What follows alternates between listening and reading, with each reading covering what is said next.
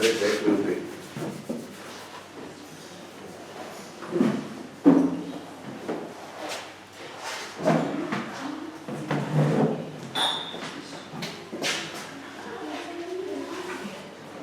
Firstly, I'd like to say congratulations for getting out of bed. Good job. Long did it. The reason we did it early, so now you can go have lunch and you can have a big afternoon snoozies and then you can do the late night thing. Right? No problem. So, you guys have any questions about tonight before we start? No? Okay.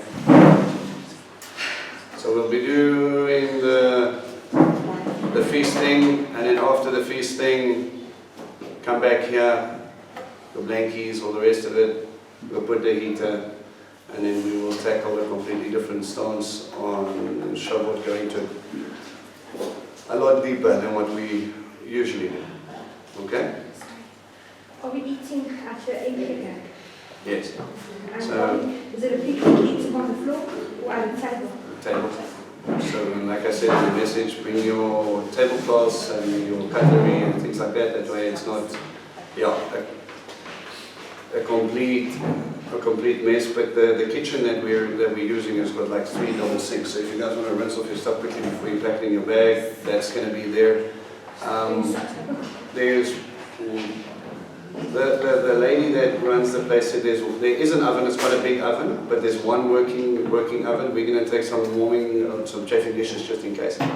So if you do have something that needs to be heated, what we'll do is we'll heat it in the oven and bring it in. But what we're going to do is we're going to go into the church first, celebrate a little bit, and then we'll go across literally 10-meter walk to the hall, and then from there we'll just relax and enjoy and stuff. And then you think that's a pin because the address will help me. Okay, but yeah, I think Nick might have it on his. Okay. All right, happiness. Let's do the bracha. Baruch atah Adonai Eloheinu melech haolam, asher natan Torah. Amen. Blessed are you, Lord God, King of the universe, who gives his Torah of truth and the good news of salvation to his people Israel and to all the peoples through his Son Yeshua, the Messiah, Lord. Amen. All right. So, hopefully by now you've got the Omer sort of. You start to look at it not from a just a singular counting event, but you have a completely different mindset when you look at it. Right? Remember, it's about new creation. We're counting up. It's about battles that we face. It's about miraculous revelation. It's about God putting us in situations sometimes not to punish us, but to teach us how He's going to do something. And when we see Him act, we get a different understanding of who He is and how He relates to us. And through this process, He's preparing Israel for this moment called Shavuot. Right? And we've been studying Shavuot sort of hand in hand. So Shavuot, although we commemorate the giving of Torah, the coming of the Ten Commandments, at the same time, and we'll go into our New Testament link, we know that there was a whole process, because when we look at it and God frames it, absolutely. We take it from Exodus 20, 19:20, and then it starts to go all the way through to what sort of finally happens at the base of the mountain before they really start their journey. And God sort of brings in this last moment in what He remembers, or what He makes the remez to link us with in Acts 2. Okay? If you don't understand what I'm talking about, don't worry, we'll get into it. So go with me to Exodus 32.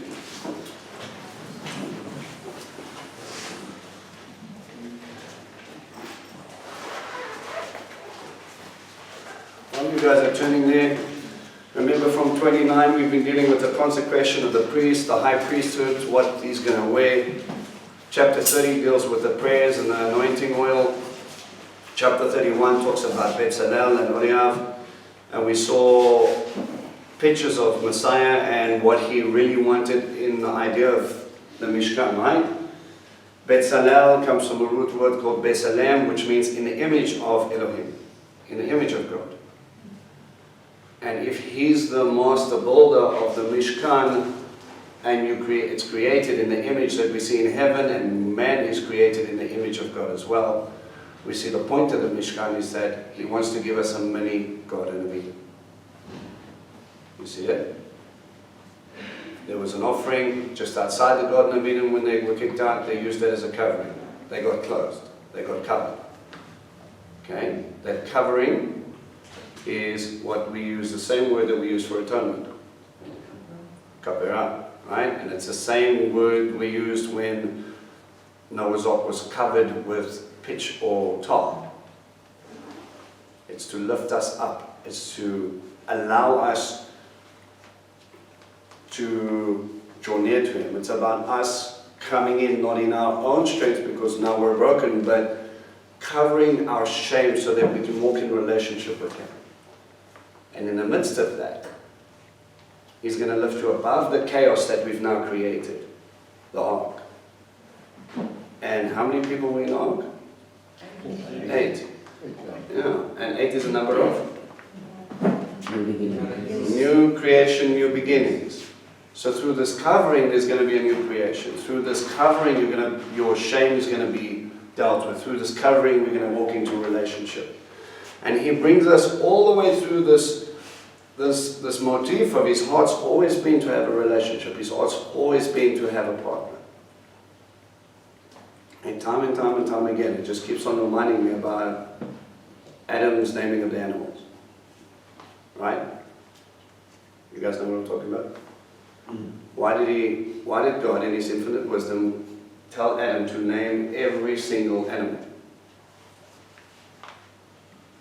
Surely God could have just given him a list and said, memorize this book, that's it. Because there's a sense of almost ownership. When you name something, you almost claim an ownership or have a share in it. Okay, right? So it makes it personal. It's part of, we're part of this creation. He has to have dominion over them, but what was his conclusion? There's none like me. He was alone. Exactly. There's none like me, I'm alone. He didn't go, wow, look at your creation, look at this fantastic thing that you've done. I've never seen one. I mean, what's with the octopus? I mean, where did you think that one up? He didn't see any of that. He just looked at that and he goes, I've looked through everything you've created and there's nothing like me. What do you think God was trying to show him? How great he Wonderful, Mike. how he wanted It to. was, but he He wanted to show Adam what his heart was, how he wanted a partner as well. remember, man was made in the image of. No. If he looked to God, he would have seen me and you are different from the rest of creation. God saw that Adam did. Right? Man is made up of 3 parts. God, we understand, is triune 3 parts. There's 3 different functionalities, if you prefer that analogy. Okay? He didn't see that. And God goes, okay, let me help you understand this in a little bit more on your level scenario. And he takes a rib. Why a rib? It's part of it. Okay, it's part of you. It's your heart. Right? It's with Hebrew, it's all about function, right?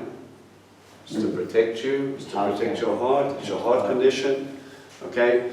Amanda stumbled upon an interesting thing that in Ezekiel, when it talks about the chamber rooms around the temple, that the same word for rib is used for those chamber rooms around the Holy of Holies. Wow. So that when we come down to the essence of it, is that the heart condition of that betrothal, that God will dwell with you, is all about this protective piece that's going to come in. And He's going to establish that. Right? So as He's establishing His house, He's establishing a betrothal. As He's establishing His kingdom, He's establishing a relationship. But that has to have something that comes back to where Yeshua was pierced In His side. in the side. Well, it doesn't exactly say which part. They probably wouldn't have pushed it through His ribs, but from underneath, in the gap between the ribs. So you could probably make an analogy of saying, you know, it was really just to check whether or not the heart was still beating. From a doctor's or a biological point of view, why did they do that? To be Make sure he was Or really put dead. blood and water mixed. Right. Make sure he's dead. How do they know he is dead? Blood and water comes out of the side. Okay? What is that as a doctor today? What do we understand that to be? The blood and plasma are two different densities, and when they're not being pumped by your heart, they separate. Like Okay, so oil and water. what does that tell you about the heart? That it's not working, that it's dead. Okay, so if something happened, probably a massive heart attack, we normally see this take place and that's how he passed. But we know for sure, that is a term that we even understand, that we definitely understand now that we look at it and we go, there was no, he fell asleep and then he woke up in the tomb and, you know, he just went into a mini coma scenario. Okay, but there obviously was a gap in his side. Someone wasn't protecting, didn't want the relationship, someone, and many of them didn't. The ones he came to lead, the ones he came to choose, didn't want any part of that. And ultimately we see that sort of piece coming up here in Exodus 32. Okay? Let's go in there. We've received the consecrated priests, we understand what they're about, we understand the incense and prayer, we understand God's heart here, and then we get the story. When the people saw that Moshe was taking a long time to come down from the mountain, they gathered around Aaron and said to them, "Get busy and make us gods to go ahead of us, because this Moshe, the man who brought us from the land of Egypt, we don't know what has become of him." Aaron said to them, "Have your wives, your sons and your daughters strip off their gold earrings and bring them to me." So they stripped off their golden earrings and brought them to Aaron. He received what they gave and melted it down and made it into the shape of a calf. Okay, so what's the first couple of images you see? So the slavery. Okay, so we've got the earrings. Is it double R? No. Earrings. So we understand that it was a sign of being a slave. Right? Later God uses a similar image in what context? There's all. Uh-huh. After serving a household for 7 years, if the slave decided he wants to stay, they would draw a hole through one of his ears. Right? Yeah, And then that was to signify, okay, you're no longer a slave, but you're part of our household forever. well, the thing is with slavery, we understand that it was never about slavery with God. The word means servant, right? Like Ebenezer.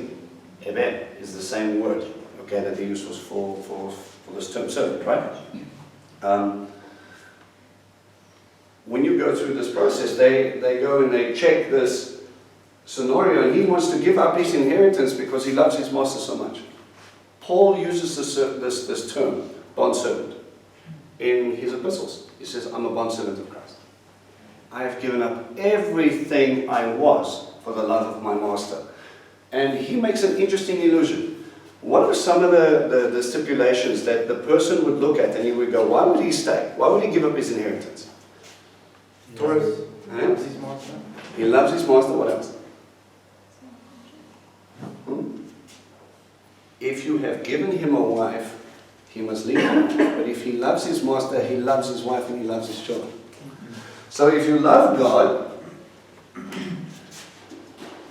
and you love your wife, and you love your kids, because you came in as a singly, you're living as a singly. The rest of it, and this sounds very foreign to us, understand we have to kind of reverse our mindset to them. And he says, no ways. There's no ways I'm leaving this woman. There's no way. This guy is so awesome. I would rather be with him and work his land for the rest of my life than go back and work my own. Let's put it into a bit of context. Maybe when you had your piece of land, you were a little bit of a mambara and you lived for you and you treated your servants harshly and all the rest of it. But that's still your land. Maybe I would rather go, you know what, that inheritance I'm going to lease out, but my heart belongs here. And Shavuot says something very interesting when he talks about this. He says, you know, he loves God. We know that, right? 100%. What about the wife and kids part? He didn't have. No, he didn't have from a physical standpoint. But he told me Yeshua. talking about Paul. He called the converts his children. All right? Okay? So he took ownership of these, but at the same time, when he talks about this, he takes on a fatherly role. He says, I've really longed to prepare you as the bride for the groom. So he sees this wife that he takes ownership of as like his kids, as a preparation moment for God. So he's giving every possible thing that he has in his hands is all about giving it up there, and it's all symbolized in an earring. So what's the difference between his version of wearing an earring and their version of wearing an earring? Yeah, they're giving up to make another god. Right. And I'm seeing a few things here because when they chose Rebecca as they gave her jewelry, it's kind of like it's what you own and your belongings, but now they're giving it up to make a false god, where God says, kind of give that stuff up to be with me. I don't know. When you look at Or I'll give you. when you look at Rebecca, right? She was dressed, and it was the gifts from the groom.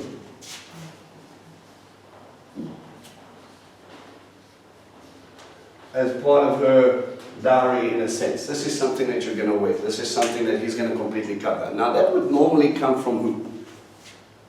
The father. Right, the bride price was negotiated. He takes a piece of that today. If we say Lobola gets paid, he takes a piece of the Lobola and he gives it as a gift for the new couple, and he says, all right, I don't want you guys to start off on the back foot here. This is my gift. Except this part of this dowry comes up, and it actually gets performed part of her veil, part of how she gets dressed up, how she's covered. And then when she gets presented, she is not only the investment, but she's adorned in the gifts. That's going to come back later. Okay? But when we come back here, we've got to see this. There is completely different mindsets to seeing of an earring. That is not the problem. This is not the problem. The earring is not the problem. It's the mentality behind the earring. Okay? If I look at ladies, and I myself wore earrings once upon a time, what was I saying with it? Who do you serve? You were bondage to something. No, it wasn't about bondage. It was just like, I like it the way it makes me look pretty. Yeah. Yeah. Yeah. You're full on gangster now. You are so cool. You've got earrings. It's done. And again, we can look at that from a spiritual point of view, and you could say, okay, I was part of the world, which I very well was. But at the same time, it had nothing to do with me acknowledging that I was a slave to anybody. If you ask me who I was a slave to, I'd be like, A wife's trying to picture me in the States. It's your Nah, it wasn't possessions, States. Only was slippers. it's your wealth in a way. The thing wasn't me.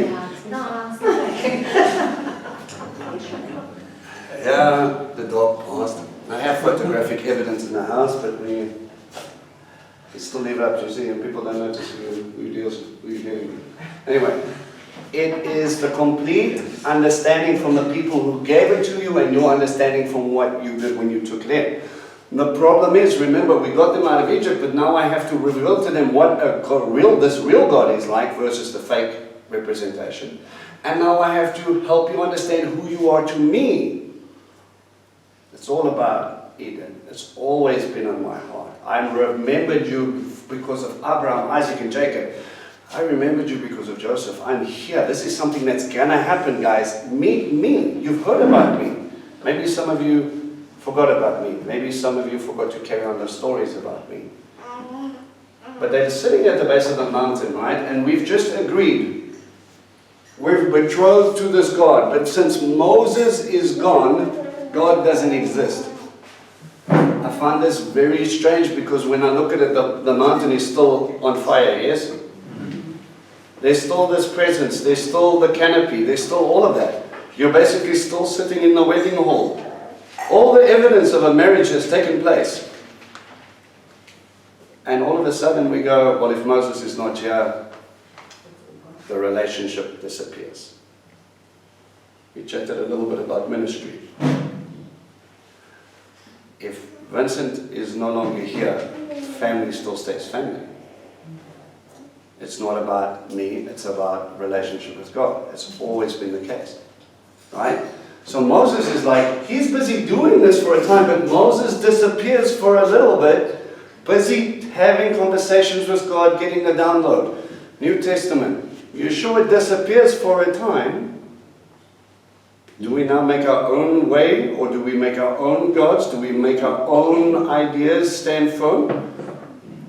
Well, they went back to what they knew. Exactly. You always go back to what you knew, what you're comfortable knowing, how you want to do it, and it's easier for you. The heart condition hasn't changed. Right? They made the calf from all that gold. The calf represents a small olive oil. We're gonna Olive oil. we're gonna get there. But also at the same time, we've just had a moment where there was a massive terumah offering, where people gave up their best for what? For the Mishkan, so that God could dwell with us, and now we're questioning whether He's there or not.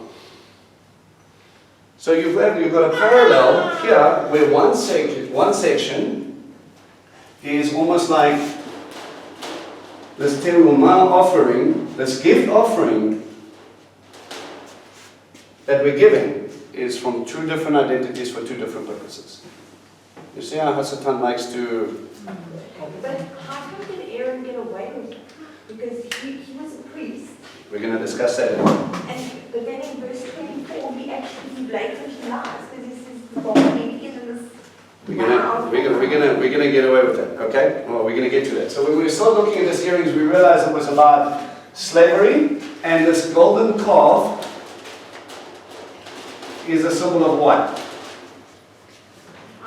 It's the God of the slaves in Egypt. Right. There was when you look at Egyptology, it's interesting to do the discussion. A calf or a bull represented different deities. Okay, so depending on the angle that you were working with, but what we've kind of found and what is mostly accepted, we believe this is a goddess or a symbol of a goddess because it was pertaining to slavery, and that goddess was called Hathor. Right. So in this context, it's all about who you were, who you were to the Egyptians, nothing less, nothing more. What we find when we go to Timnah, in Timnah Valley, ironically, in Timnah Valley, they decided to do, in Timnah Valley, it's just down by Eilat. Okay, so you've got the Red Sea, about 25 minutes away. You drive all the way down through the desert, go through a massive crater, come all the way down, and you come out on this side, and then you've got to take the road down. Now, at the bottom here, you've got this little sort of wasteland, Timnah Valley. Okay? Now, in Timnah, there's a couple of interesting attractions. Number one, there's a place they call Solomon's Pillars. Right? And they go, come see Solomon's Pillars, but at the entrance you see these Egyptian sort of motifs, and you're like, what was Solomon doing with the Egyptians? Okay, maybe he married an Egyptian princess, or maybe it was, sort of that sort of idea. But when they first saw it, they thought, well, Solomon, he had lots of money and stuff, so he must have done some money. And when we started to do more excavations, we found that it had nothing to do with Solomon and everything to do with the Egyptians that had taken territory, and they went all the way up to Joppa, which is way north, past the airport, about 3 hours that way. And they controlled that region. So you go to Solomon's Pillars and you see how they did copper mining and things like that, and that's very interesting. And there's this nice little staircase, you go for a little walk around the tip, or you walk around the side if you're feeling a little bit lazy. And you come out and you come down to a little altar. You've got this little altar. It just looks like that. You would walk past it and you would think, okay, it's a platform.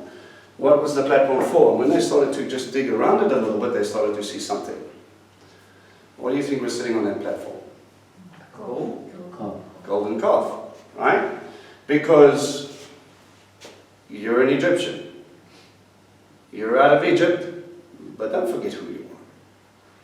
Slaves do the mining. Slaves pray to that thing.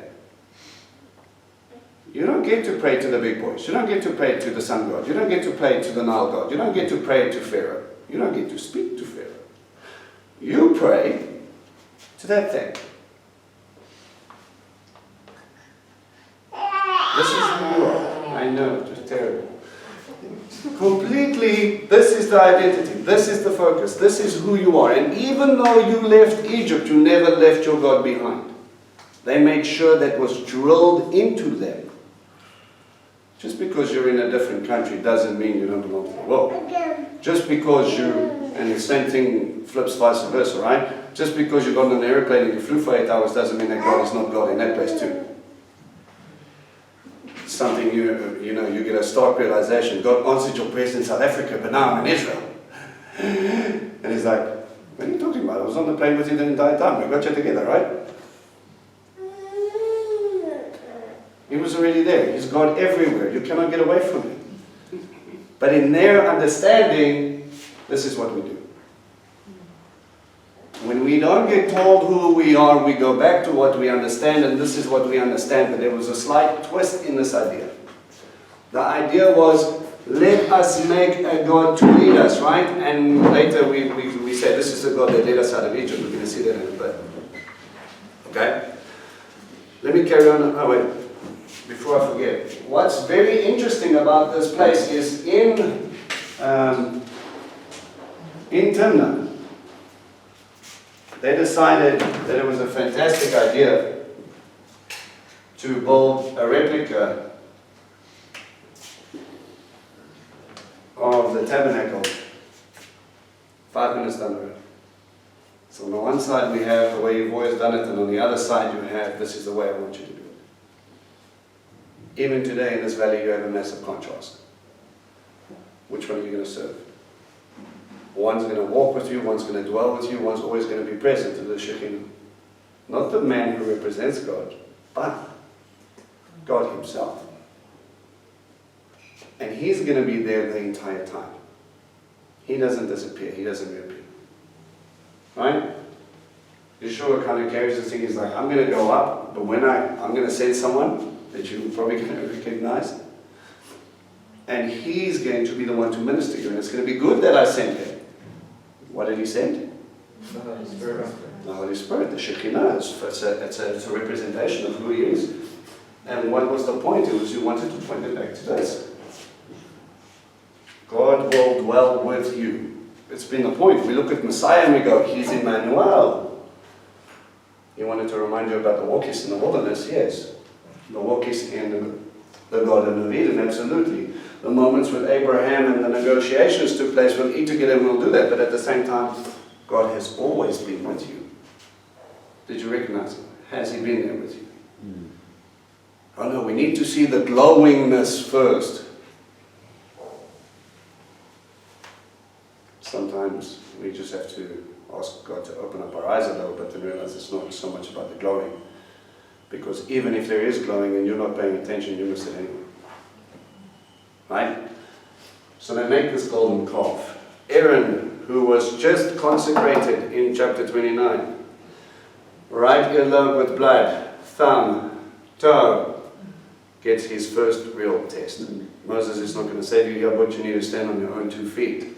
If I don't have my right toe, what did we say? I'm off balance. Right? And it's about what you do. Well, he did something. And it's about who you listen to. Well, he didn't listen to the right one, did he?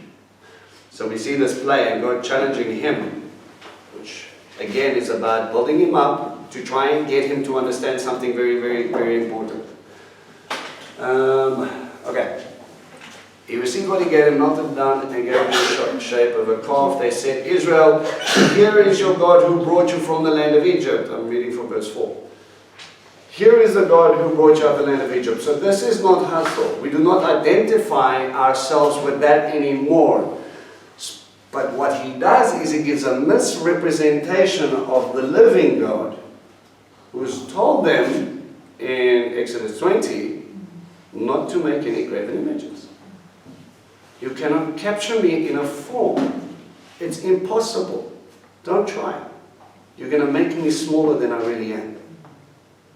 You're going to get me confused with someone else's idea of who I am. So, just on that note, this morning, again, I read that place where God told Moses to make the snake because they were disobedient. Why would he say, don't make an image, and then he tells them to make an image? Let me get back to that a little bit later. All right, I have to take you through to John to answer that question. Okay? It says, on seeing this, Aaron built an altar in front of it and proclaimed, tomorrow is to be a feast for Adonai. Early the next morning they got up and they offered burnt offerings and they presented peace offerings. Afterwards, the people sat down to eat and drink, and they got up and they indulged in revelry. Any other translation with revelry? What you got? Revelry? No. Sorry? It just says that they got up to party. They got up to party. Right. They got up to play. Yeah, it's interesting, eh? One word. Party, revelry, play. Those could all mean the same thing and very different things depending on the context in which you place them. But remember, they're Egyptians. Okay? And we understand that they didn't do things exactly the way God would have done things. So let's just leave that there. Revelry starts to capture the things of, at worst, complete rebellion with too much alcohol, possibly with other excitable activities that go along with it. Yes? All right. So, let me just take you back quickly to the verse 11:4. Verse 4. He says, Israel, here's your God who brought you out to the land of Egypt. Right? Were they worshipping Hathor or were they worshipping God? Plain sense. God. They were worshipping God. Right? Were they doing it in a pagan way or were they doing it in the way he prescribed? Pagan way. I had a lovely discussion with a lovely man. Like, really, he's a nice guy. Who's very much involved in church. And, you know, I've known him for a while. He's a really, really nice guy, always willing to help. And I used, when he's really struggling with the idea. He grew up in church, he's part of the church, a big part of the church, and he really does, he tries to help. And we were talking about Christmas. And I said to them, I hear your heart, but look at the golden calf. Here, strictly speaking, yes, they made an idol, but it wasn't strictly speaking idolatry. And I know I'm nitpicking you, because they were worshipping God, but they were using a form. Right? Idolatry is really about worshipping foreign gods and their symbols. Imposing that foreign god's personality onto that form, so that without realizing it, they were transposing. You've also got the understanding of, okay, let's take it into Canaanite theology, just for a second, right? Or let's use this example. God made a cow, yes? And it was good. All right, so there's nothing wrong with the form, nothing wrong with the animal. Not at all. It's now what we perverted it to be. And why did we use a calf or a bull or a lightning bolt or a whatever? What do you think the people that were making these images, what do you think that was supposed to represent? Yeah, but why? Why would I use that image? Why would I use a green tree? Why would I use a man riding a bull? Why would I use any of that to try and capture the essence of this God that I'm supposed to be serving? It depends on what you want that God to represent. So a green tree would be fertility, for argument's sake. A comment says a lightning bolt would be strength. A calf, well, that comes from the bull, which is power. Or food.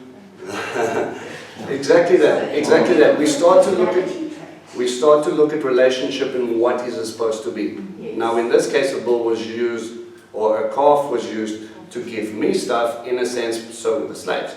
But at this time, we also use them to plow fields. These are working animals. Not so much, oh, look how strong you are, O slaves, but this is who you are. This is who you're meant to be. Okay? We've taken images of things that God has created and we've imposed ourselves onto it, or what we wanted Him to be. Okay? It helps us. And so we get into this weird, twisted form of framing our deity the way we want Him to be and not the way He is. Right? And we get into this thing, and I had this discussion with this guy, and I said, look, they were worshipping God, but they were doing it in a pagan way. You acknowledge the fact that some of the imagery that you have in your service is maybe from pagan roots. No, absolutely. Was God pleased with this idea, yes or no? And then he said, well, I never thought about it like that. How many times do we get into the realm of taking things, adapting them to the way we think he should be, instead of sticking to the word and saying, this is how he wants me to worship? God's very clear. The question is, do you want to hear it, yes or no? Okay? Let me carry on for the sake of time. Adonai said to Moshe, go down, hurry, your people whom you brought up. Whom you brought up. I think I just like, those are your kids. You know? I'm like, Moses is like, okay? This is your relationship, but Moses has to take accountability. Okay? He's teaching them that everything he does reflects his relationship with God, and also he represents the people to God. There's not them and us in this scenario. If you're a prophet, if you're a teacher, if you're an evangelist, if you're an emissary, it doesn't matter what gift you have, you're a link between the world and him. There's no separation. Your people whom you brought up from the land of Egypt have become corrupt. So quickly they have turned aside from the way I've ordered them to follow. They have caused a mental statue of a calf, worshipped it, sacrificed to it, and said, Israel, here is your God who brought you out from the land of Egypt. Adonai continued speaking with Moshe, I have been watching these people, and you can see how stiff-necked they are. Now leave me alone so that my anger can blaze against them, so that I can put an end to them. I will make a great nation out of you instead. There we go. Test for Moses. Why does God go through this whole entire explanation? This is what they're doing, this is why I'm going to end them, and but just stand back and watch this move. Why does God walk to Abraham's tent and go sit and he goes, has a little internal conversation, shall we tell him what we're going to do with Sodom and Gomorrah? To make him understand God's heart. Also to give him an opportunity to do what? Intercede. It's all about what you're going to do with the knowledge you have. You hear someone's not living a lifestyle, what do you do with it? Shame on, but you better bring your newspaper and sort that out quickly. Or do you get on your knees and you pray for that person to turn? Father, you were merciful with me, please be merciful with them. Do we stand in the gap and show Yeshua? Or do we go, judgment's coming, it's about time someone taught you a lesson? There was a difference in the disciples, right? Remember the sons of Zebedee? How many of you know what the sons of Zebedee mean? Sons of thunder. Sons of thunder. It was a nickname, right? Yeah, you had a few guys there with the same name, so he would give them nicknames to identify who he's talking to. Like Peter. Peter was called Rock, right? His name was? Stone. Yeah. His name was? No, it was supposed to be Kepha, but it was Shimon.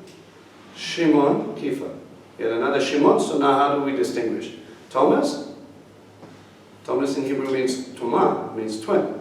You look exactly alike, so I'm going to call you the twin.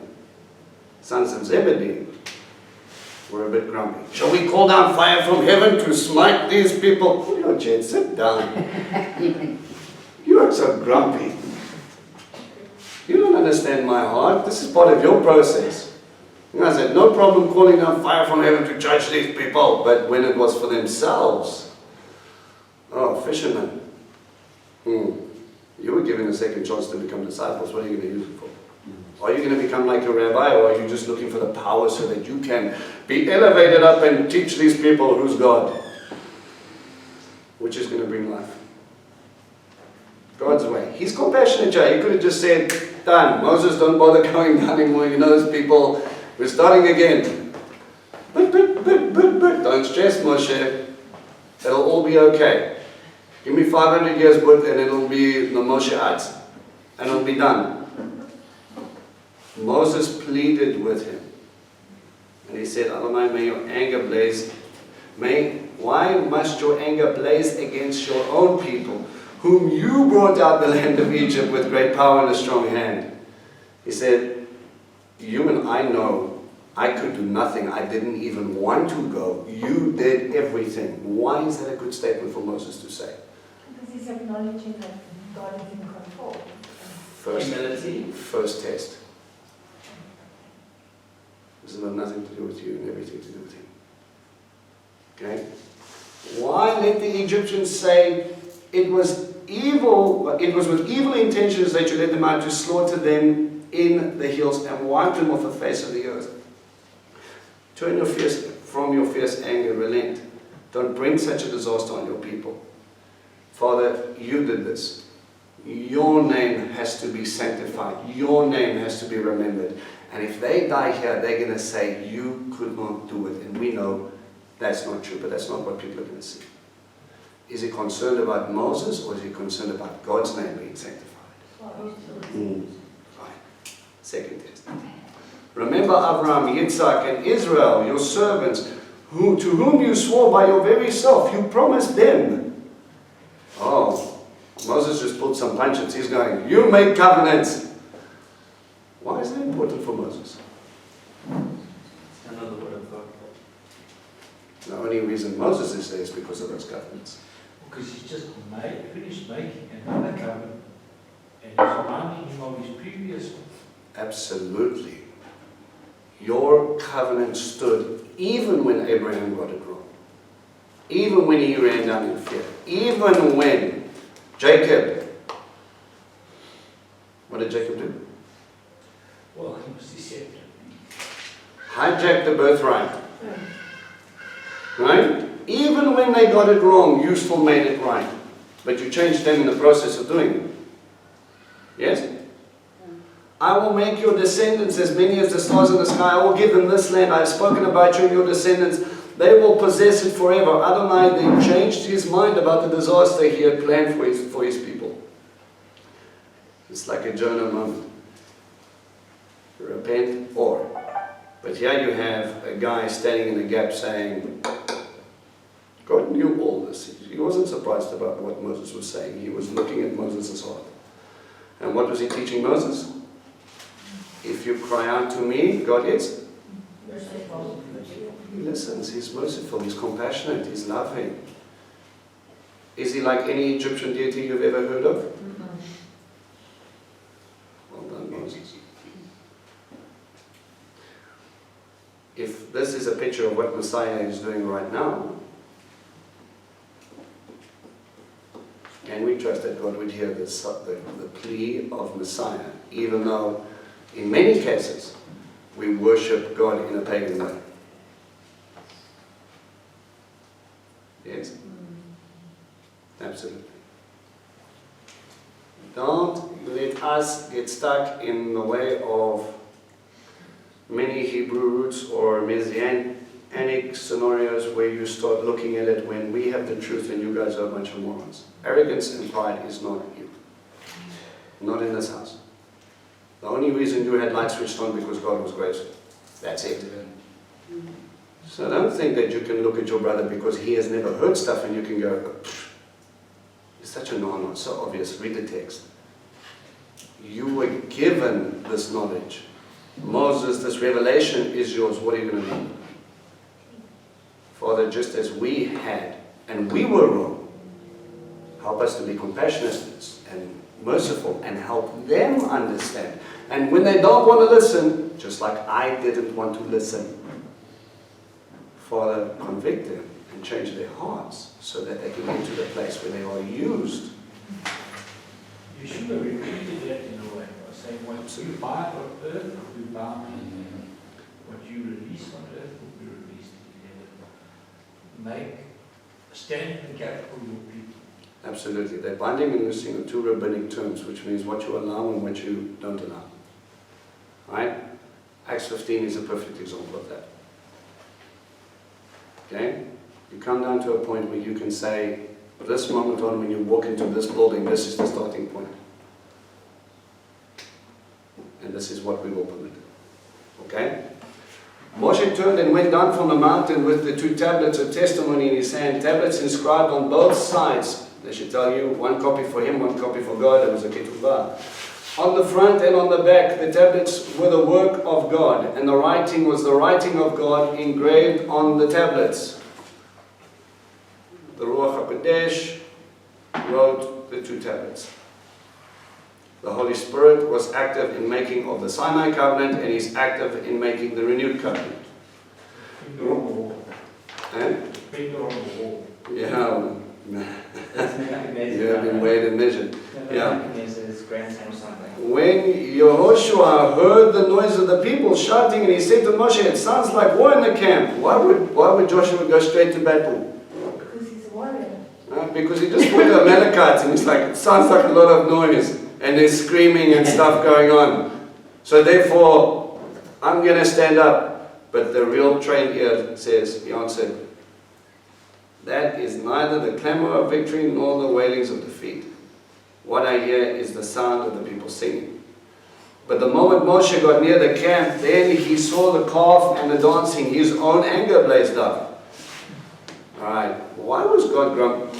Uncle Comment. There's a point here that we all seem to miss. Yeah, Joshua was with Moses at that mount. absolutely. But he never went all the way up to the top. He was a little ways down. So as he was being prepared, he was, and remember, Joshua is not really mentioned a lot of times in Torah, even though we see sort of this, and like God just drops him everywhere.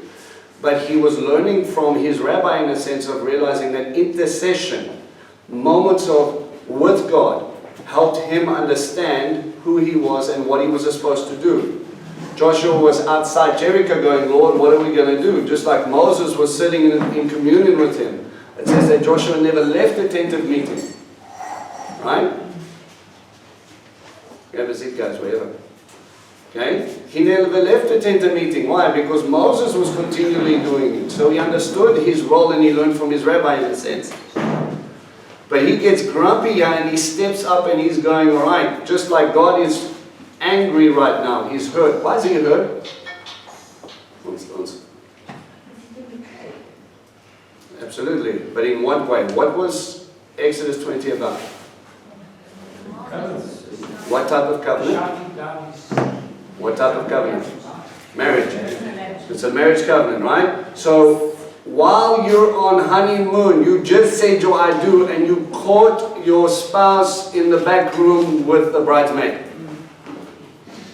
or the best man. Heartbroken much. This was the beginning of our life together, and this is what I see. How many of you would say, That would be me. "Thank you very much for the lovely dinner. I am..." So I, Can you spell annulment? Well, especially if you've lived up to your, if Absolutely. you've lived up to your promise and you've been everything. But this, again, will show you 2 things. Number 1, it wasn't all the people. Number 2, the heart of God. Okay? So let's just carry on a little bit. Moses says to Aaron, yeah, there we go. Oh wait, no, where am I? Sorry. 20. Okay. Halfway through 19. 19. Depending on the version we are. He said, God, he saw the calf and he threw down the tablets he had been holding and he shattered them at the base of the mountain, right? So the first covenant has been destroyed. Okay? The covenant is broken, it doesn't exist. Seizing the calf, he melted it in the fire and ground it into powder, which he scattered on the water. Then he made the people of Israel drink it. Why? That's a random thing to do. Why would he do that? No. That was the test for infidelity. Thank you, sir. Right? In Torah, so we know that Moses was receiving more than the 10 Commandments because he pulls a mitzvah before we have it written down for the rest of the people. He goes in and says, if a husband who has a spirit of jealousy come upon him suspects his wife of having an affair, he takes her to the tent of meeting. In the tent of meeting, everything in the Mishkan is used. The sand from the ground gets picked up in this. The priest writes out a little note. And it says, the curse was that you will get a distended womb. We don't really know what that means. Some rabbis will argue that it means that's it, you will no longer be fruitful. You won't have any more children. Some people believe that something's going to detach and you're going to die. It has to be something visible. Right, well definitely something for her, Okay, so we're sitting over there and we're dealing with this issue. Now he would have this, and I'm like, I'm sure she's done it, but I cannot prove it. I have no witnesses. I cannot do that. But Abba, I cannot check this feeling. I don't want to mistrust my wife, but what do? He says, bring it to me. Two things here. He could have just said, I know you're cheating and toss her out and that's it. Does that protect the wife? No, let God judge. So he takes her there. If she is innocent, God will say, but the problem is with you. Yeah, and then you better watch the frying pan when he gets home. How could you think that? I've loved you from it. You need to be sure and have enough chutzpah because now you're going to go stand before God. But if she has been doing it, and then you sit down and you look at it and he goes, all right. He takes up that sand, he pours it in, he pours in the water from the laver, he swirls that curse on the paper in it and he says, all right, now you swear and you stand here before he who sees everything. How many of you think if you were guilty, it would be a good idea to admit you were guilty there? If you've got enough chutzpah to challenge God's eyes, then you invoke the curse on yourself. But this is an opportunity to come clean. Remember, we don't have 2 or 3 witnesses here. You're not going to get stoned. You're going to get divorced. You're going to be sent out. You're going to be shamed. But you will live. Are you going to come clean? Or are you going to let this man have rest? Or I'm going to vindicate you when she stands and she looks at her husband and she goes, now you and me, we go have a talk. And he can then, again, maybe cry for forgiveness because he realizes that maybe his heart is wrong. How could I ever have doubted her loyalty? How could I have ever doubted her love for me? What is it about me? And again, I know you guys have been around long enough, you understand what projection is. Most of the people that want to control, it's been my sad experience. They're like, don't speak to any man, don't speak to any man, don't speak to any man. You can't go near them, you're that, I can't trust you, you keep it close. To find out that the guy who's freaking out more is the one who's having an affair. And then you stop and you go, now you understand the reaction. And it's sad. Because he's struggling with his own choices internally and is projecting it on his wife because he can't trust her. Because really, he can't trust himself. Guys, we can do that all day long with justification of our sin and our issues and all the rest of it, and we can take all the insecurities from everywhere. But until you acknowledge you're the one that's broken that needs help, God cannot work. This gives him an opportunity. And he does the same thing, but he pushes in this gold and he gets him to drink it. So the guys who drank it, I think with a wife, part of Israel, they were like, we're good, we're good. And they understood that. But there were people that wouldn't. Moses said to Aaron, what did these people do to you to make you lead them in such a terrible sin? Aaron replied, my Lord shouldn't be so angry. You know that what these people are like. They were determined to do evil. So they said to me, make us gods to go ahead of us, because this Moshe, the man who brought us up from the land of Egypt, we don't know what has become of him. Just stop there for a second. Make us a god so that he can go ahead of us, or the gods can go ahead of us. Why do we want to leave the mountain so quickly? Why don't you want to sit down at his feet and just enjoy where you are? I guess they were in just such a hurry they wanted the promised land. Exactly, it's about them, it's about their money, it's about what they want to establish, it's about their kingdom, and it's not about God and his. They've still got all that gold. Yeah, well, exactly, we've got this thing, we're going to go and relax, and we've got this piece of paper that it says it's our land, and that's where it stopped. You ignore the betrothal, all you want is the inheritance. So you got married, and you just married a prince, and this guy is ridiculously wealthy. And you just want him to build you a castle and then he can go and do his things and you can just go live your life. Finally, you are free to have money and travel the world. I'm sorry, where was your husband in that motif? Where was your wife? She's a princess, right? Are you not going to do it together? Are you not going to be free so that you can be free together? Are you not going to be enjoining yourself to them? And this is part of the Egypt mentality. You see, in Egypt, it's all about the individual. God says, no, this is about me, this is about the community, this is about our family. How many times do we sit in fellowship or we sit at a feast and it's just a checklist? We'll go, we'll sit, we'll eat, we'll leave, it's fine. We shut up. I'm just going to go to church quickly and then I'm going to go and do. After shul, we'll go and do what we really want to do. We'll have people over and then we'll have a lacquer time.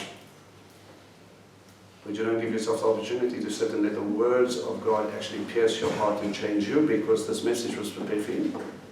This feast is God's appointed time for you. No, we want to move on. We want to get our day done. We want to go there. I'm tired. I'm late. It's cold. I don't want to do this stupid sitting and staring at this big rock, even though it's glowing. I've agreed. What more do you want from me? Hard-hearted, yes. In the New Covenant, it says, I will take out your heart of stone, put in a heart of flesh. It says, when it be soft, it will beat for me. It says, I answered them, anyone with gold, strip it off. So they gave it to me, threw it in the fire, and out came this calf. Love that expression. It's like the pencil just walked off. Yeah, no, I mean, look at it. I mean, you put a whole bunch of earrings together and it came out looking like a cow. What was I supposed to do? When Moses saw that the people had gotten out of control because Aaron had allowed them to get out of control, to the derision of their enemies, Moshe stood at the entrance of the camp and shouted, whoever is for Adonai, come to me. All the descendants of Levi rallied around him. Notice it was all the descendants of Levi. He doesn't mention another complete tribe. The Levites take the responsibility of we will be for God, and from this moment on, God starts to change the firstborn to the Levites. There's an inheritance that takes place. Even though everyone else was, basically, they just stand up and they're ready to him. He says, whoever is for God, come. And they stood at the entrance of the camp and they shouted, whoever is for God, all the descendants of Levi rallied around him, he told them, here is what Adonai, the God of Israel, says, each of you put his sword on his side and go up. Up and down the camp, from gate to gate, every man is to kill his own kinsman, his own friend, his own neighbor. Now, let's just frame this, because this seems very Old Testamentally evil, judging God type of personality that people will use to try and say you can't worship the God of the Old Testament. I'm just trying to reconcile that with Genesis 49, with Yaakov's blessings and curses. Yeah, that comes out for really with land allotment. Yeah, because it says Shimon and Levi are brothers. Yes. Their weapons are implements of violence. But now Levi has basically been given the inheritance. Yeah, but remember, because of this act, as Levi stood up, remember it still says that one will be absorbed and one will be scattered. Levi was scattered as a result, and Simeon was engulfed around Judah. They were inside Judah. So they never really had their own territory with their own borders. They had a younger brother say, you are staying here with us. This is our territory together, and we will make sure if you make a decision, someone will say to watch you. And Levi never really got to own their own piece of land, but because of their hard condition in this instance, God goes, I'm going to change that. And you are going to be sprinkled out like salt. And the purpose is, when you listen to your buddhi, you too get into bad ideas, but you by yourself, you're not doing a bad job. So what we're going to do is we're going to create separation, and then that sprinkling is going to take place, but God is going to use a bad thing to turn it into something good. You're right, okay? Throughout Israel, okay? So, you're standing over there, Moses is back, we should have stopped. People don't stop. Golden calf disappears, and Moses is grumpy, we still don't stop. Anybody who's for me, we still don't stop. Put on your swords. We still don't stop. There's a guy standing in front of you with a sword going, are you for God or not? And you still don't stop. What I imagine here is you don't hear one inkling of Moses. We were wrong. Where do you hear about anybody crying out for mercy? Where do you hear about any of that? All I see is arrogance. You're standing over there and you're looking at this guy and he's saying, brother, please. You can keep your God, you can keep your wedding, you can keep your stuff. I've got my gold, I've got my God. I'm out. I'm sick and tired of these rules and regulations and I'm done with you people. But I'm going to still keep my tent on the side of the camp. Is that cool? I think some people use the term hedging their bets. You know, people who have a tendency to wear a cross out in the open, but when you watch them for about 15 minutes, you realize that that is a get-out-of-jail-free card in their mentality. No, I'm a Christian, look at my cross. But you don't act like one. Yeah, but if I'm in trouble, I pray. And he answers me, right? There's no relationship there, but you're just like, oh, I just want to throw that out there and go, remember me, I'm your child. Remember I said I was a Christian. You said you don't live like one. There's going to become a point.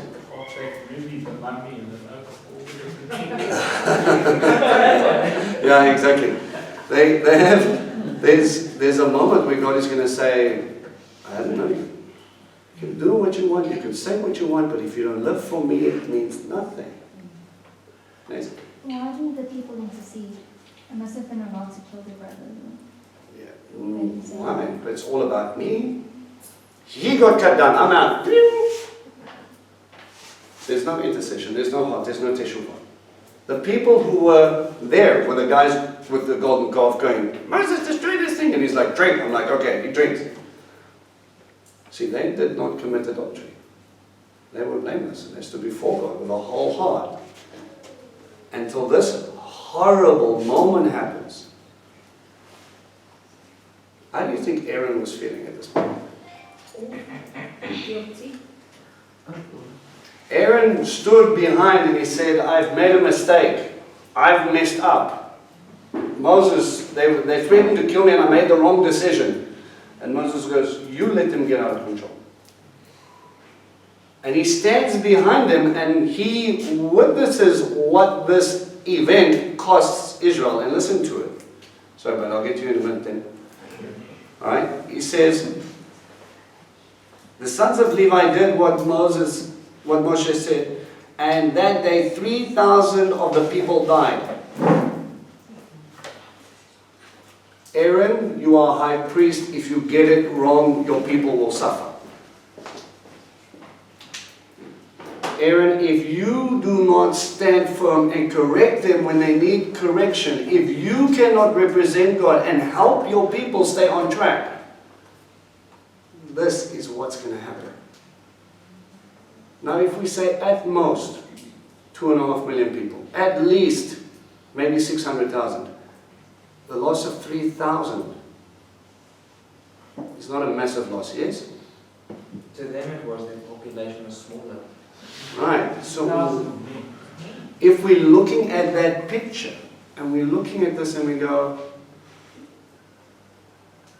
from a worldly perspective, let's look at the ratio and we go, it was a small little bit of chametz. It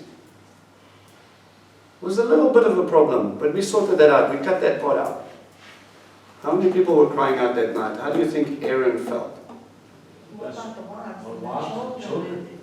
Absolutely. Absolutely. And the men who were supposed to be taking responsibility like Adam are the men who are being held accountable. No. And we're sitting over here and we see this horrible thing take place because people in their arrogance stood up against God on their wedding day. On honeymoon, if we want to stretch the timeline. And when they go, oh, thanks. A blood covenant is you break it, you will bleed. It's the Genesis 15 thing, right? The animals and the blood with Abraham. People die. You know what I find very ironic about this moment is when Aaron gets into the Mishkan, he says, once a year you're going to atone for yourself, brother. What does Aaron bring? He brings that bull. Oh, remember that moment? If you don't do this with a sincere heart, how many people are you going to lose today? We need to understand that as Yeshua stood up, as we stand up and we intercede, as we step into this gap, as we do this, how are we then going to step into this gap and say, Abba, please? How many of you, God forbid, you guys, most of us have family that are standing in that moment going, you can keep your God. How many of you are interceding for them? What was going on? It did not penetrate their heart. It went into their head, and that's where it stayed. But if you learn anything here, is that I'm hoping that I'm imparting how God feels when you do stuff. Okay? Now for the sake of running out of time, can I ask you to jump to Acts 2 quickly? And Moses was the first one to break all 10 commandments. All at the same time. You know, I find it interesting that we go, but the first set of commandments were broken.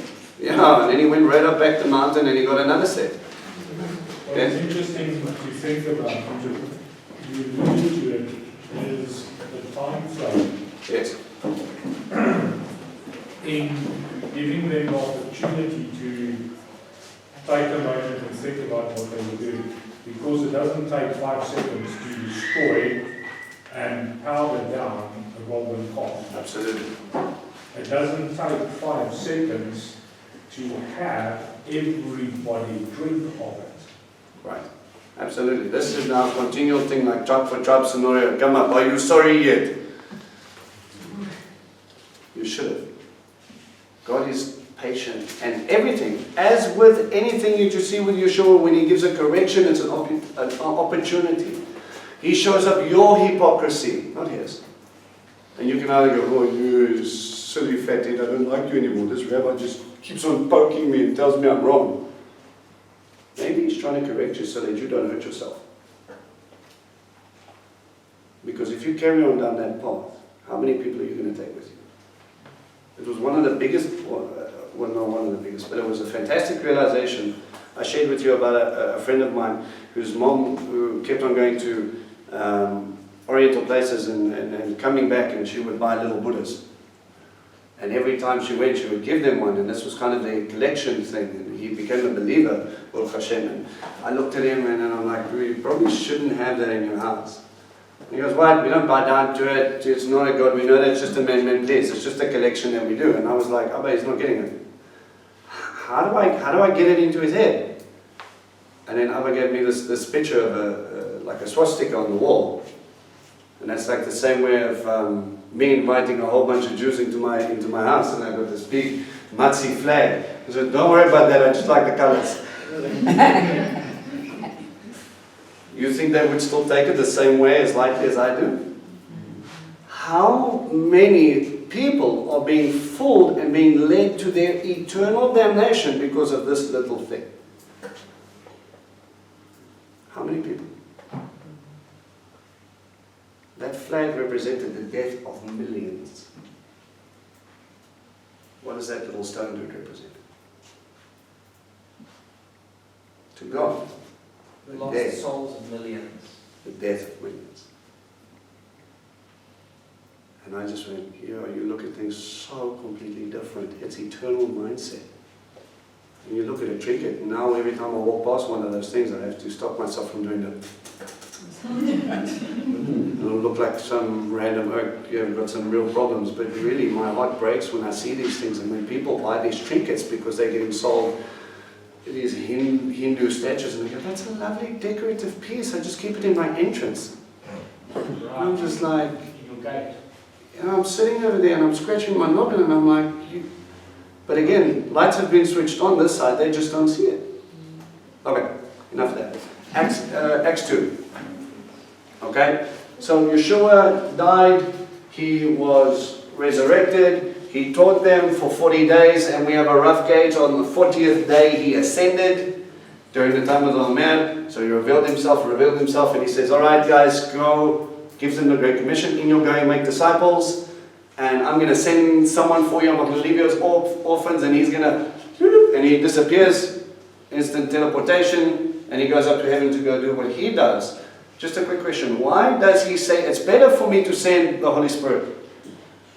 Holy Spirit can be more than one place at once. Absolutely, and he can do a deeper work. Where Yeshua was healing the flesh and allowing that to penetrate into the eyes, like the healing of the blind man, right? He gave him sight, but the more he spoke about it, the more he realized something. His eyes had not seen just a rabbi, he saw a prophet, but he was not just a prophet, he must have been a Messiah. Because no one else has ever done this. And there was this healing, but when the Holy Spirit comes in and kicks down your front door, you might not have a physical healing, but you have this spiritual recreation that happens. Remember, if we've got these moments where he's talking about making you in the image of God and setting you up in this whole understanding, and he wanting this heart relationship with you, and it's about a marriage, and it's about beauty, and it's about everything. And then he goes, okay, this is Acts part 2. He says, in the first words, it was the festival of Shavuot. Can I ask something here first before we get the 40 days? 40 is almost like a number of judgment. Number of testing. But he was giving a testimony to all the Jews for 40 days before he removed himself. Right. And then 40 years later, the temple was It was a time where, in many cases of refining, in many cases of testing your heart, in many cases sitting on the water going, has God forgotten about us? Right? It rained for 40 days and 40 nights. Okay, and we've got this, and the waters receded for 40 days, and we have this time of, don't worry, I'm here, don't worry, I'm here, don't worry, you might not understand yet, but don't worry, I'm here. In the wilderness, when they went to scout out the land, they were there for 40 days, and because they got the report wrong, they stayed 40 years in the wilderness. God was there all the time.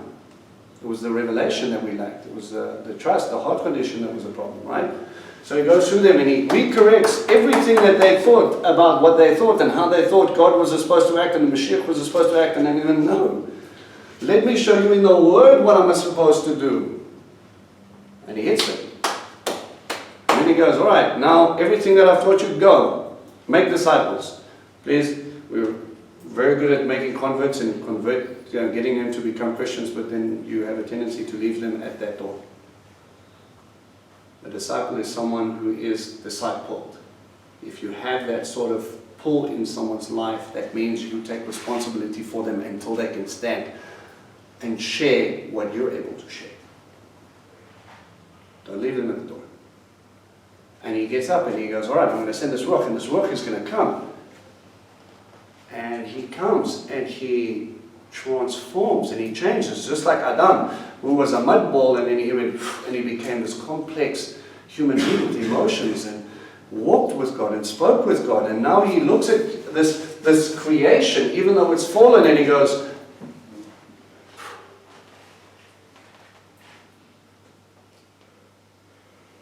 you're so much more than everybody else. If you get breathed on by God, He's made you new. Paul talks about it continually. The new creation versus the old creation. The sinful nature versus one who follows God. And he goes, you know, why do you think you can walk up to someone who's died and you can pray and you can hope that they're healed? This stuff hasn't changed. When I went down in the water and I came up, I still looked the same. There was no angelic chorus that I heard. Scripture says there was a party going up in heaven. Well, all I know is I had water in my nose, and this was probably the coolest thing I ever done, and I didn't even understand why I did it. I just knew He was real and I wanted to be part of it. Figuring Him out after that was part of my journey. But if He breathes on you again, this falling down of the Holy Spirit, and He's looking to you to walk with Him with a real heart condition, this renewed covenant, when the Holy Spirit comes in you, Jeremiah 31 says that He will take out the heart of stone and He will write the Holy Spirit will write His Torah on your heart and cause you to walk in them. If the vows I take between me and my wife don't penetrate my heart, then it's just words. I love you. If that means nothing, if I don't do it, and God is saying, I understand you've fallen and I've got to get you ready for the one who's going to come back, and this is how I'm going to do it. They were celebrating the time God descended and said, you will be my peculiar treasure, the gift. And all the believers had gathered together in one place.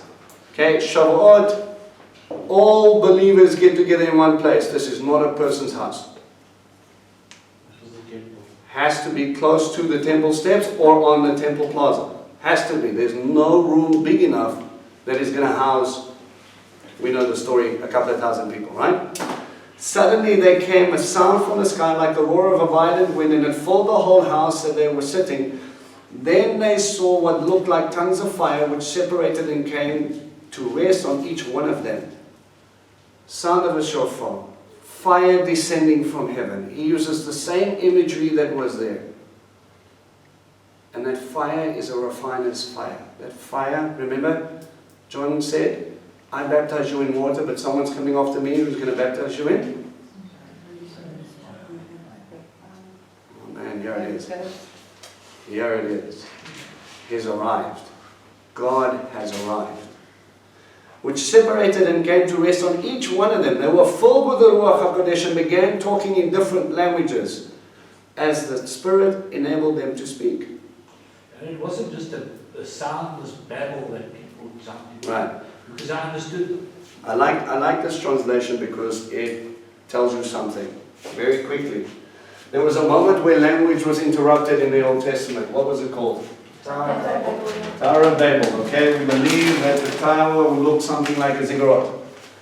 Now the function of the ziggurat, you see these are ancient houses, ancient temples, ancient burial sites. They were completely fascinated with this. What does this look like to you? Stairs. What's the point of stairs? To get up. Why would I build a tower to get up? Right. Babel, he was about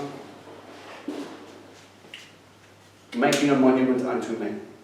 The kingdom of man has arrived and we will ascend to the heavens. Now, God is God. We have the sky, we have space, and we have the heavenly realm. Yes? So Scripture talks about 3 heavens. Right. How many of you think the building construction would have stopped before we even broke into the 2nd heaven? No, that's kind of it's really soon. They were carry stuff. Something about losing people. You know, you go walk Everest for a little bit and you figure that out. Okay? So, should God have been worried? No. But yet He intervenes. Why does He intervene? They shouldn't be doing it in the first place. They are not God. What do you know about your God? It's an opportunity to make repentance, to make teshuvah, to come back, to listen. This is not what you were created for. We were created to be together. I created you to be made in my image, to walk with me, side by side, in the garden. And you want to do this? Come on. So He takes them and He says He gives them babble. He confuses all their language and then they realize they can't communicate, and when men communicate we get frustrated. You don't understand me, and then we go running our opposite corners. Does a new start as well? But the problem is it already started showing the heart condition of what was going on. Right? So He reverses this for a moment. So we go from building the kingdom of man, and we get separation. Thank you, Abba, for stepping in and helping us kick everybody to different corners of every earth. All parts of the earth. Not every earth. Way back. And then He goes, I'm going to build a kingdom, but my kingdom is not going to be made with stone, and it's going to be a monument unto Him. And what He does is He pours out the Ruach at Shavuot, and then He brings all the languages back when the people from all over the earth are coming up to worship Him.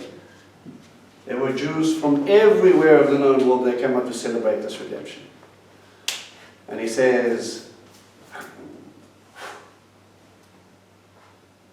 and I'm not going to read the entire story if you want to go through it for the sake of time. He says, how is it that these people from Galilee are speaking in our language? We are Jews from, give you country regions, Turkey, Greece, all over the world, man. And how is it you speak fluent Swahili? You're from the Galilee. Galileans were not known for their linguistic skills. They were known for people who wanted to be discipled. So were they speaking one language that almost tapped into a universal subconscious that everybody could understand, or was some of them speaking Swahili and some of them speaking Greek? I think it's both. I think it's both because they were saying, let me tell you about the Mashiach, and someone at the back was like, dude, who taught you how to speak Swahili? And another was like, what are you talking about? He's speaking French. Alright? And for them it was the same thing, but what was happening in our ears was we were getting the message. And the point of this manifestation of the Ruach was twofold. Number one, Shavuot part 2. Guys, I remembered you. This is a promise which Yeshua is saying, I'm going to come and set you free so that you can belong to me. And the point of this all was that we can build the kingdom of heaven, because the kingdom of heaven is descending. And I'm going to make a new creation, and I'm going to make you who you were meant to be, but I will redeem your body lost, but I'm going to change your spirit first. This is what I want right now. I want your heart. You were set free physically, and I lost your heart. Now I'm giving a heart, and then I will set you free physically. Okay? And they get confused, and then something happens to Peter. Peter, who denied Christ 3 times, who's been running away from his discipleship program. How many times did God call Peter?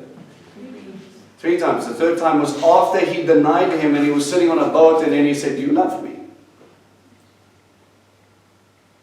Of course I love you. Remember the agape phileo? Right? Yeshua says, do you agape me? Do you love me with a divine love? And he says, no, I love you like a brother. Do you love me with a divine love? No, I love you like a brother. He says, do you love me like a brother? Of course I love you like a brother. Peter never understood what divine love was all about. It never made sense to him for someone to die to lift up other people. At this moment, he gets the Ruach HaKodesh, and all of a sudden he becomes so bold. He speaks up on temple platform, on temple steps, and he goes, you people who killed the Mashiach. Who's the Messiah? Yeshua, whom I walked with and whom I witnessed. He was dead, he was buried, he was resurrected. I saw it with my own eyes. We saw him ascend. Interesting thing, he denied it 3 times and then he confirmed it 3 times. Exactly. With Peter, it's always with 3s. Always. It's just that cycle. And God uses someone who was scared out of his mind for fear of loss of life to stand up and go, this is not about me, this is about you. And he tells them about this Mashiach. And it says they're cut to the core. And what happens? They say, what do we need to do to be saved? We did something wrong.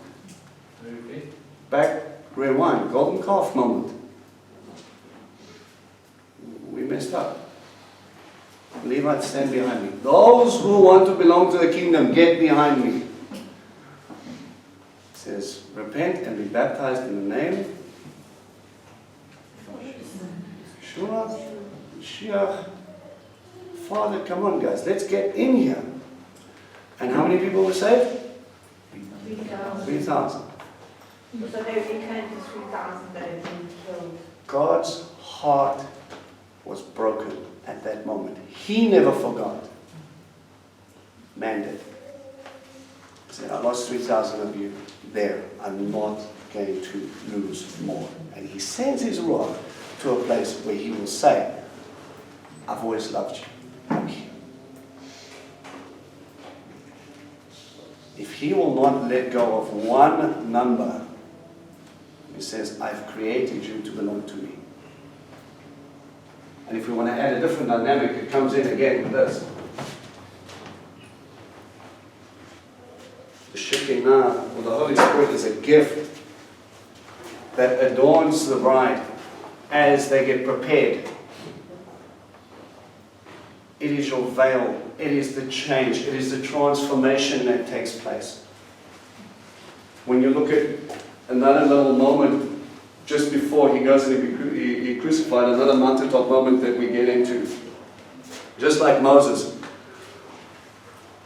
is that Yeshua was on the mountain after he said, "Who do you say that I am? You are the Messiah God." Takes them up to a mountain, gets transformed before them. He went up and had a moment with God, but he meets with two other people. Who are those two other people?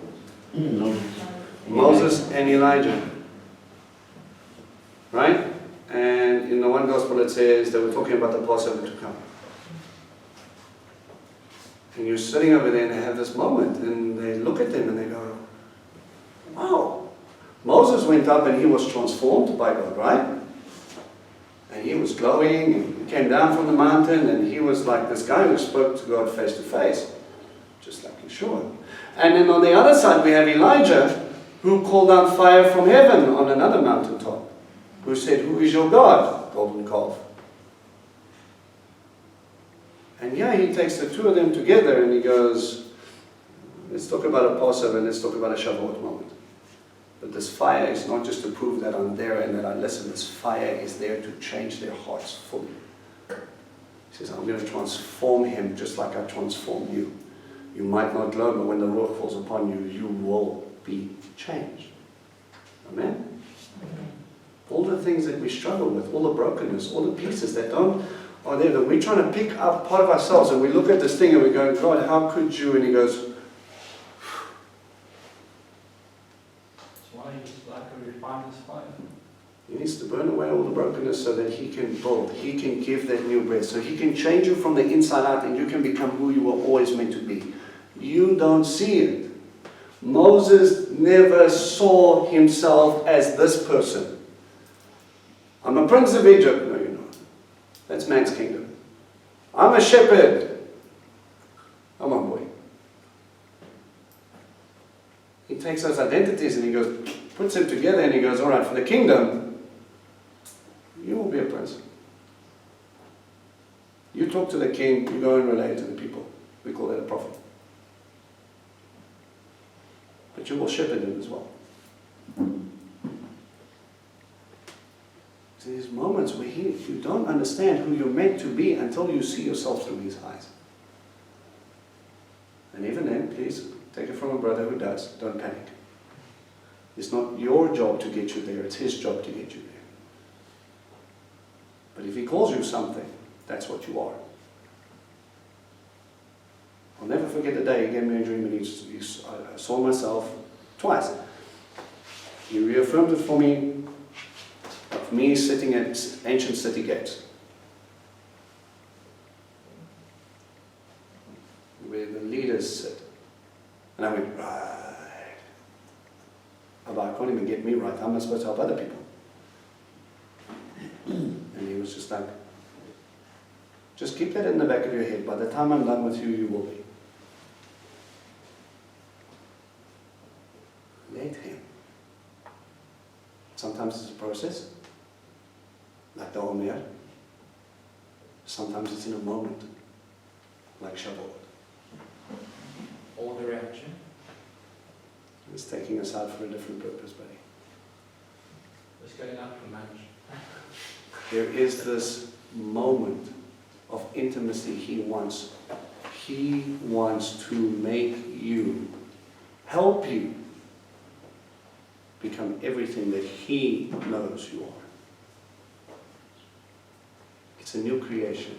It's a new beginning. It's an appointed time so that he can do this.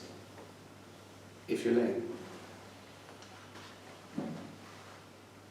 Guys, if this is all about Shavuot, if these Omer moments have all been about you, and about revealing himself to you, to get you to the place where you can sit and fall on your knees and you can rejoice at what he's making you.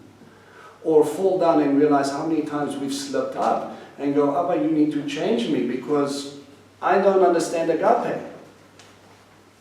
I don't understand. I understand fear. I understand fishing. I don't understand shepherding. I don't understand boldness. I don't understand. Take away the things that are not of you and breathe so that you can make me this new creation.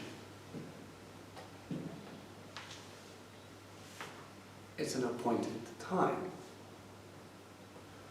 It's a reminder that the King is coming. It is the kingdom of heaven descending. It is a wedding feast. It's about eating of the flesh of God. Eating from the tree of life, that flesh, from that fruit. Ingesting that seed. God manifested himself in a moment just so that you could see who you were always meant to be. Not one of you is insignificant. Not one lost is insignificant to him. Remember that tonight. You have an appointment with your King. Every feast is a divine appointment, and every year there's something new to learn. Every year you get to sit there and just be. Think about how far he's brought you. Think about why he freed you. Think about the man or woman he's making you. And pray more. Father, tonight, please, that Ruach, I need more. I need to change. I need to grow. And there's things in myself, things that are deeply rooted, unforgiveness, hurt, insecurities, fear, whatever it is. Take some time before you come tonight and trust him that he can pull that out. Trust him that he can put you back together. Trust him that you can become like Peter, be bold enough to be able to stand and say, listen guys, I used to be afraid. No more. I used to have one foot hiding underneath, like Gideon, a great man of God, great man of valor, while he was threshing wheat in a wine press, hiding away. A lot of us do that. We hide. A light was never meant to be put under a what? A basket, a bushel. If you were made to be separate, if you were made to be a prince or a princess, don't think you're ever going to fit in. You were made to stick out. But don't change yourself so that you can belong to the world, so you stick out in a worldly way. A golden calf would have done that for you. Wow, look at those guys. They've got this weird golden wolf thing. And a glowing mountain. You were made to stick out from the world. Why? Because moths need to come to a flame. People go towards light. You know what light represented in an ancient kingdom? If you were out on a boat, or if you were coming in and if you saw the fire burning, the signal fire, what that represented? Safety. It's okay to come in. There's life here. Let him light that lamp and keep it alive. Let it not be a man-made thing that you keep on feeding in your own self, but let him light it so it's an eternal one.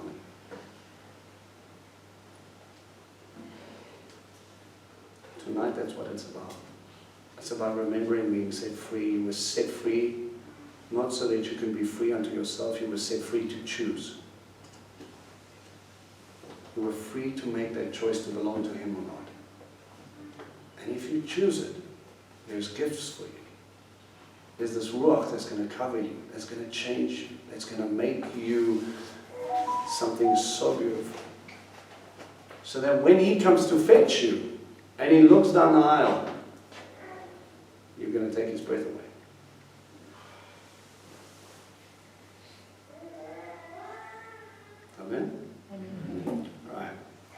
Prayer time is happy time.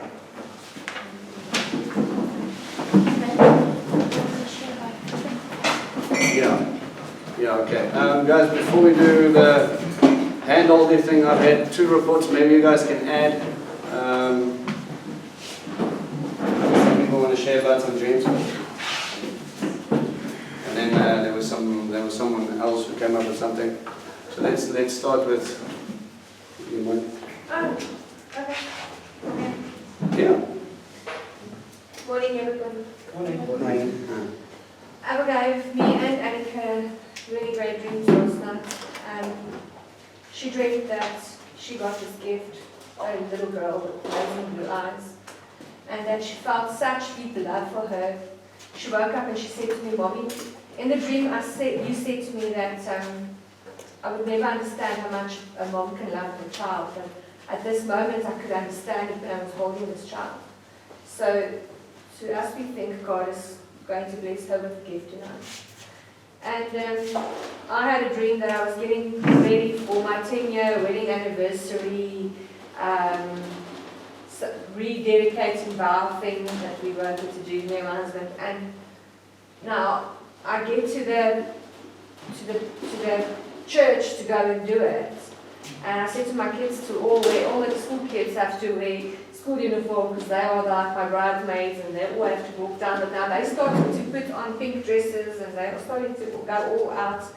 And I'm getting there and God starts, God in my head, but I get things to put on and make myself all pretty. And at that moment in my dream I stood there and I felt so, I thought I wasn't, what I was doing was enough, but when I got there, it gave me so much more. And that fulfillment I felt when I woke up this morning was absolutely amazing. And I really do believe that tonight God has an amazing appointment with us. He is excited to have us.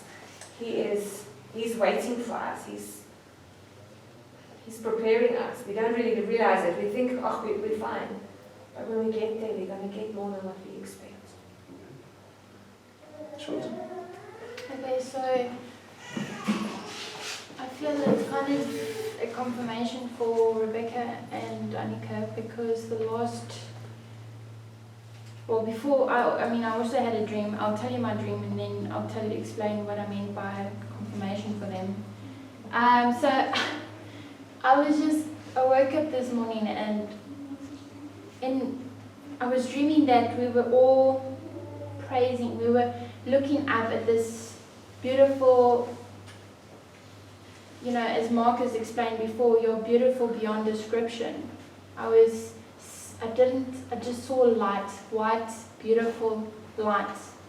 And we were praising the Father and we were singing new songs to Him. Our hearts were open. And I got Psalm 33 after I woke up. And it says, "Rejoice in the Lord, O you righteous, for praise from the upright is beautiful. Praise the Lord with the harp, make melody." I pray that you just transform each and every one of us, Lord Father, so that we bring you glory. In Yeshua's name we pray. Amen. Amen.